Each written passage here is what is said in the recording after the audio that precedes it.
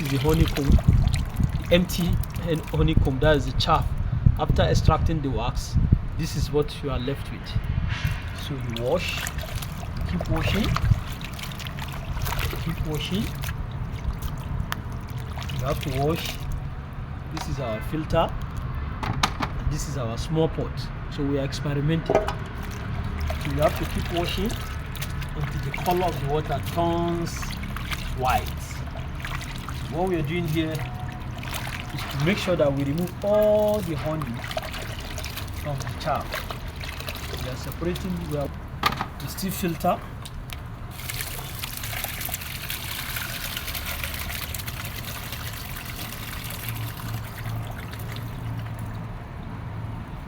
You can see up to now the water is still showing you a sign that there's availability of honey. You can see the water is still showing you a color until the water becomes white. We are taking it back to the wash.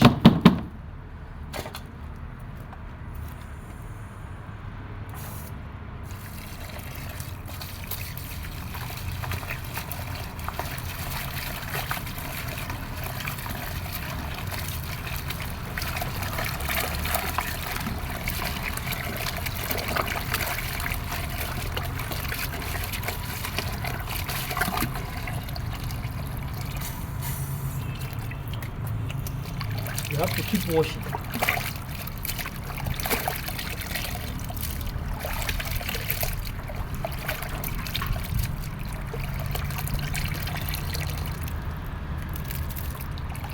You have to keep washing until the water becomes white.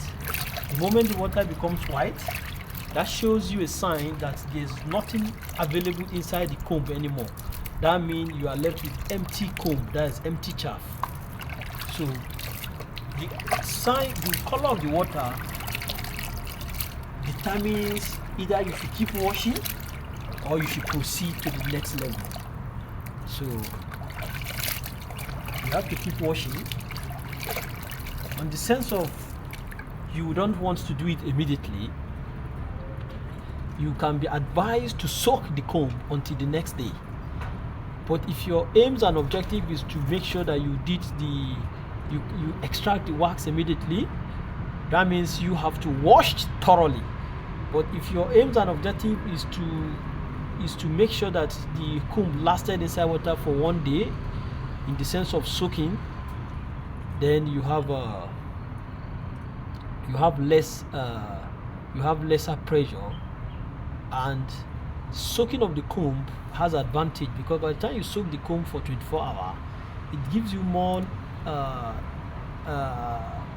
easy access to washing the entire honey, because by the time this thing soaks for 24 hours, you notice that the entire chaff will come to the top surface, then the entire water goes to the bottom. So this gives you opportunity to make sure that you achieve a rapid result.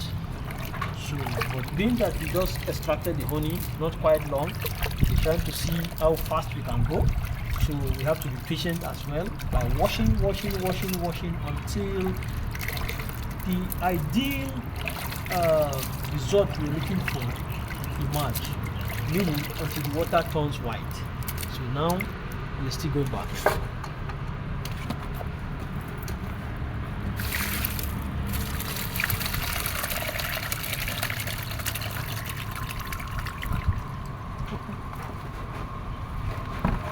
So we are gradually achieving our results, so we are going for the last stage.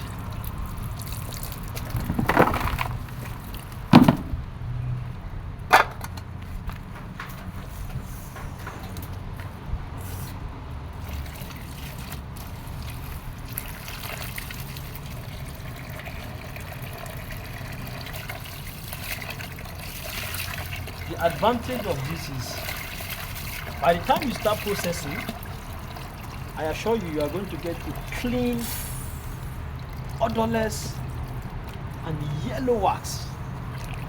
By doing this, you are eradicating smoke and other things from it, because you are not subjecting this to direct fire. Neither you are putting it inside a pot, add some quantity of water, then control your heat. Then before you know, you do the filter, the honey comes to the top, the wax comes to the top, and the water goes to the bottom after solidification. So that's when you can get a very good pure beeswax. So you can see already the water is turning white. You can see the water is already turning white. You see the color of the water is now white. It's no longer yellow like the initial color. So from this stage now, you can start subjecting to the pot.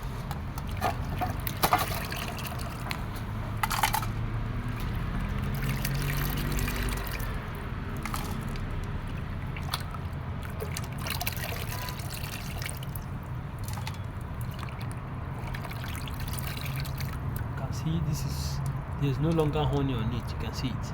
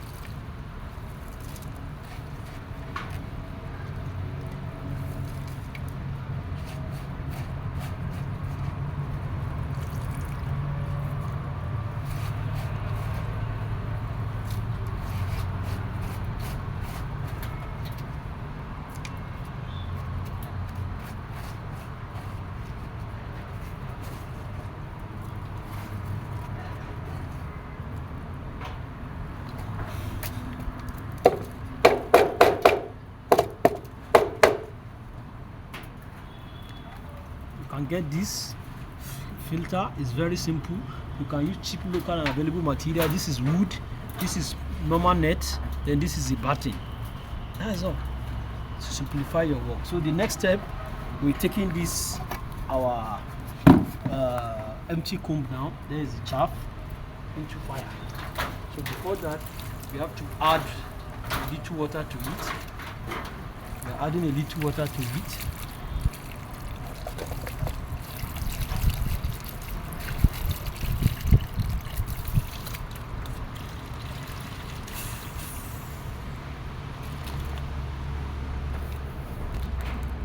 So the next thing is to switch on your light, your fire. Then the next thing is to put it on it.